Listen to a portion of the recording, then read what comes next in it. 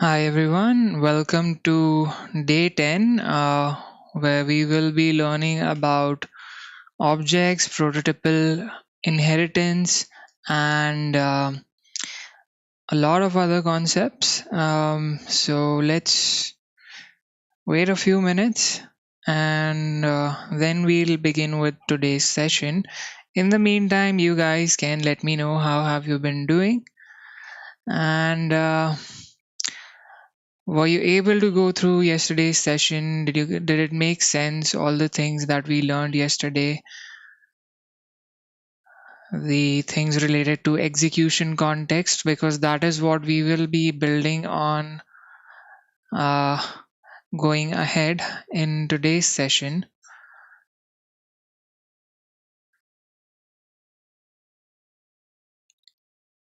And good evening to all of you, those who have mentioned in the chat. Okay, so I guess we'll start with today's session. All right. So the first thing that we will be looking at is the concept of closure. All right. So what we need to understand first is that in JavaScript, functions are treated as first class functions, right? So what does the term first class mean? It means that functions can be passed around as parameters to other functions. They can be used just like any other data type in JavaScript. That means they can be passed as parameters to other functions. Function can return another function, right? So just like any other data type, function can also be used like a data type. Okay. And let's take a look at the concept of closures. Okay, so for example, I have this file over here, main.js, and we create a function add. All right, it accepts a number. Okay, and let's call it as, for example, first number. And then what we will do is, like I mentioned, in JavaScript, functions are first class, right? So we can return a function from inside another function. Okay, so I'm returning an anonymous function like this. It accepts the second number as a parameter, and then we are saying return first num plus second num. All right, and what we will do now is, let's say we create a variable, let add with, okay, and we say add 5, for example. Okay, we are calling this function, which is returning another function. We are storing the reference of that in this variable. And what we will do now is we want to log this result in the console, right? So let me open the developer tools over here and zoom this for you guys. Okay.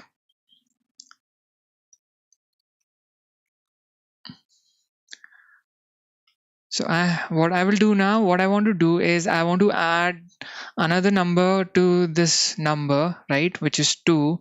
So I will, first of all, I will say add with and give it the value 2, and I want to see the result for this. So I will say console.log.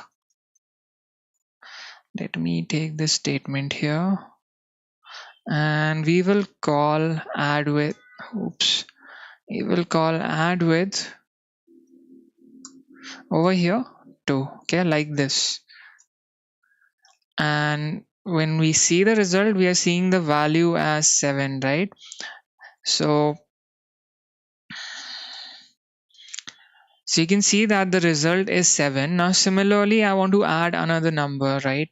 For example, I want to add 7 to this original number. Then you can see it's giving us the result as 12. Now you might be wondering, how is all of this functionality working, right? Just yesterday we learned that, when a new function is executed, it creates an execution context, right, for this function, which is then loaded onto the stack.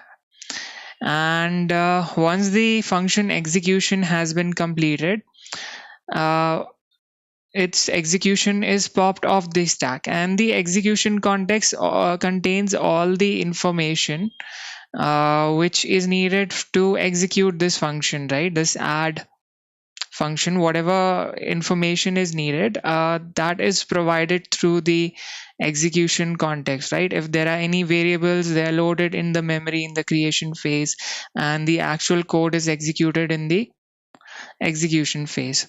But over here, if we consider this example, right, we're calling add first. So this first num, right, which is being passed from this function, and then we are returning another function which is second num, which is basically this function, and it has a parameter second num, and inside that we are returning first num plus second num. Okay, so if we consider this example, by the time this, when this statement or this function has completed its execution context should have been popped off the stack, right? But how does this function, which we are calling later on, right, because this would be creating a different context, right? So let's take a look at what I'm talking about in detail in the developer tools. Let's go to the source.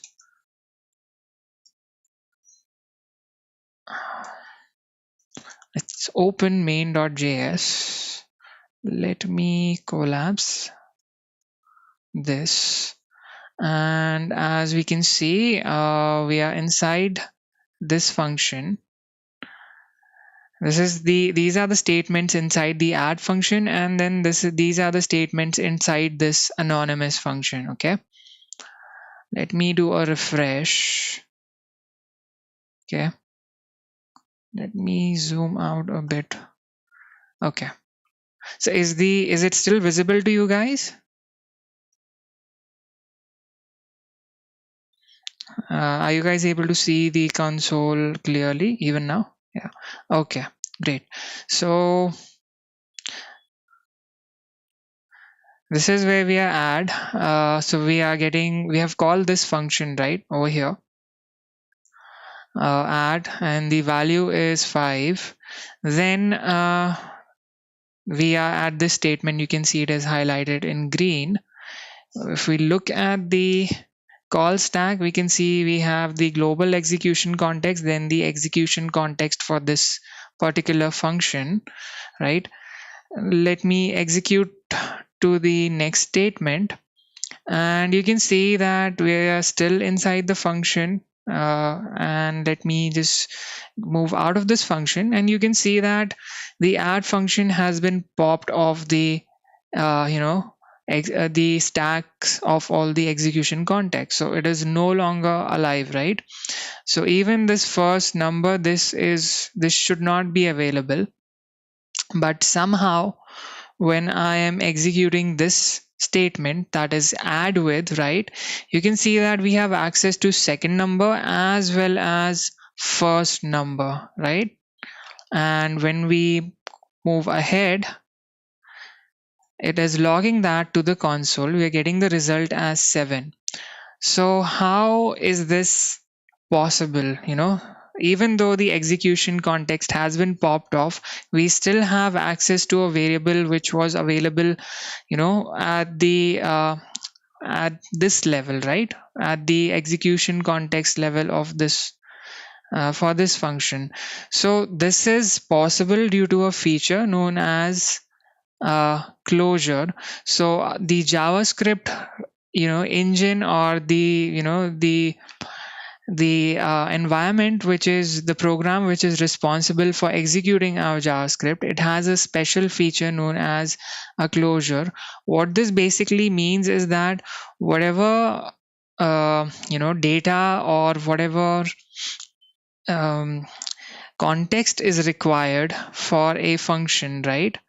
In order to execute itself, in order to execute a function, whatever information is required, it is preserved. Okay, it is preserved by the JavaScript runtime basically, and it makes all of that information available to that function whenever we are calling that function or invoking that function. So even though this execution context for the first function, this add function, has been popped off, the JavaScript, the runtime sees that, or the JavaScript engine sees that, that this function needs access to this variable. So it still keeps this value loaded in the memory. Okay. And that is why we have access to this variable, even though it's function which actually created the context, right?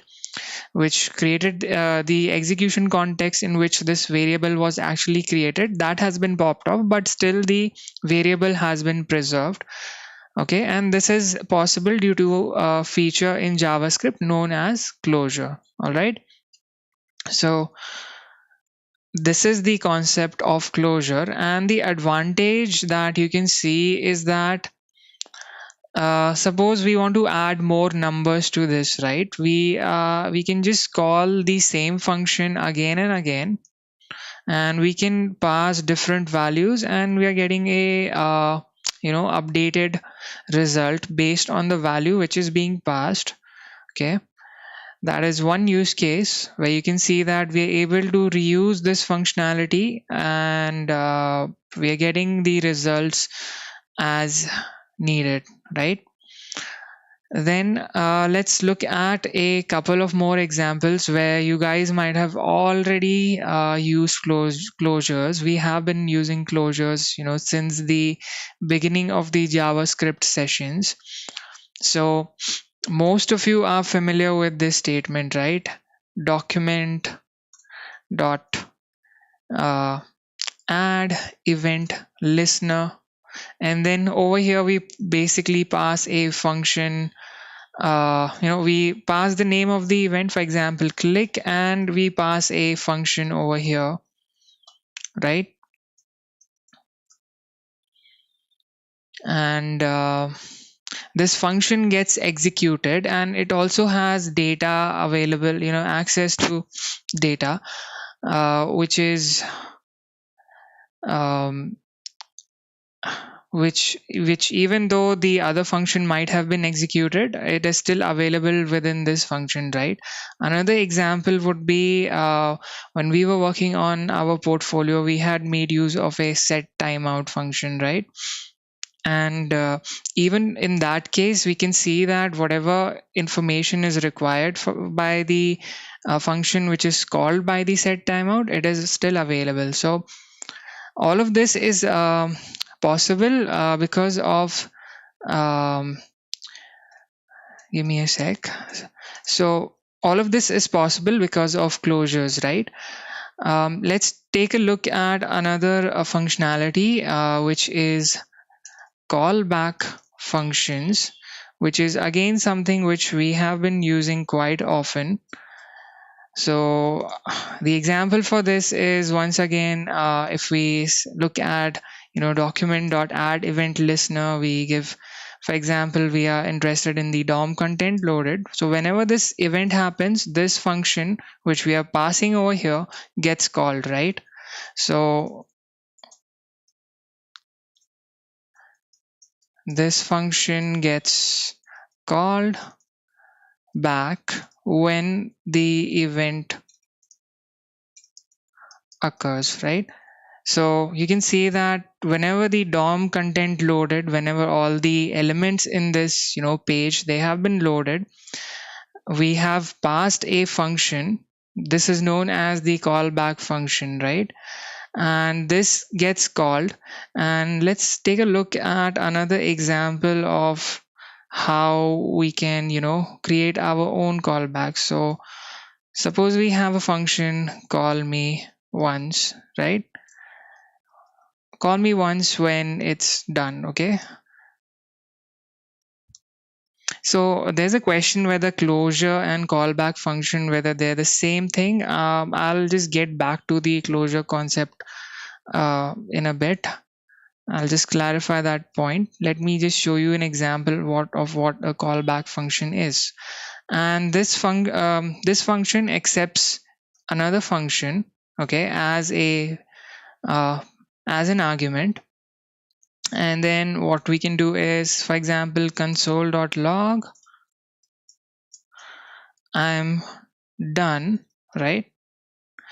And then it basically executes the function that we are passing to it.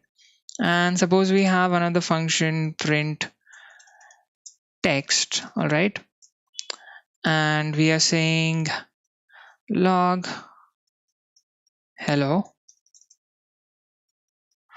okay, and then we are calling call me once done, and we are passing the reference to the print text function like this. So let me save this. So you can see that it is printing I am done, then it's printing hello, right? Let me comment this piece of code out. Okay, so the moment this function completed its execution, it basically invoked the function that we passed to it. So this is known as a callback function, right? And so it's accepting a function as an argument or as a parameter, and then once it's done executing its code, it's calling the function, it's calling back the function which it received as an argument. Okay, and then you can see that basically this function was invoked and we are seeing this text, right? So this is implicitly calling the function for us, this function. So this is known as a callback function, right? And the example for this is this, basically, where when this event has happened, right, this function gets called. Okay, now let me clarify on the closure part. So for example, we have this give me a sec. So what I want to do is I want to say print, let's create a function. Okay, print text with delay. Okay, and this will accept a text, and then we have set timeout over here. All right, and let me just replace this with this, and we are giving it a delay of 3000 milliseconds. That means this function will be called after 3 seconds, and we will just say console.log text like this. Okay, and then we are calling this function print text with delay, and I am printed with a delay like this. Okay, 1 2 3. Okay, so you can see that after a delay of 3 seconds it printed this to the console. So over here also you can see that we have passed a callback function over here, right? And this is our main function basically, and it receives this text as a parameter. And even though so basically what the set timeout does is that it calls this function after 3000 milliseconds have passed, right? So if we look at the flow for this program, this function gets called. Okay, then this statement is executed, then this function is popped off the call stack, right? And after 3000 milliseconds have elapsed, this function gets called and this data is logged in the console. So even now this function, even though its execution context has been destroyed, still it has access to this text variable. So this is possible because of closures, right? Because of the feature known as closure, where a function, whatever data that it needs in order to complete its execution, that information is preserved. All right. So what I was trying to tell you earlier is that we have been using all of these functionalities, right from the beginning of the JavaScript sessions that we have been having so far. When we were building the typewriter effect, we had a similar function like this, right? We were printing all of the characters one by one after a delay of, a certain duration, right? So, um, that is what I was referring to, that we have been using callbacks and closures right from the beginning of this session, of the JavaScript sessions that we have had so far. All right. Okay. The next topic that we want to look at is related to functions in general. So let me create another file over here. Let me call it as functions, function objects, for example. Okay, so another thing that we should know about JavaScript is that even functions are objects in JavaScript. So let me elaborate on this further. So let's create a function. Okay, print text, right?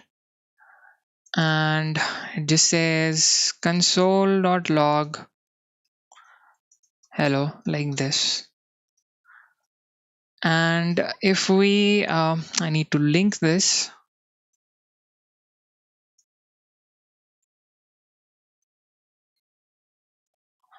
Functions or objects. Okay, now we know something about objects, right? We can access properties on objects. Rather, we can define properties on objects using the dot operator, right? So for example, I define a property, are you an object, and let me just set it to true, for example. Okay, I'm creating a property on this function, and if we now do a let me check print text, we have access to this function, right? So it's just giving us this text console.log hello world, and when I try to do something like this, print text dot are you an object, so you can see that we have access to this property. So this kind of indicates to us that even a function is an object in JavaScript. Now because this is an object, it's a special type of object in JavaScript. It has two special properties. The first one is known as the name. Okay, so if I say print.name, it just gives me the name of this function, right? Sorry, if I say print text dot name, right? So it's giving me name of this function. Even print is a function, a built-in function on the window object.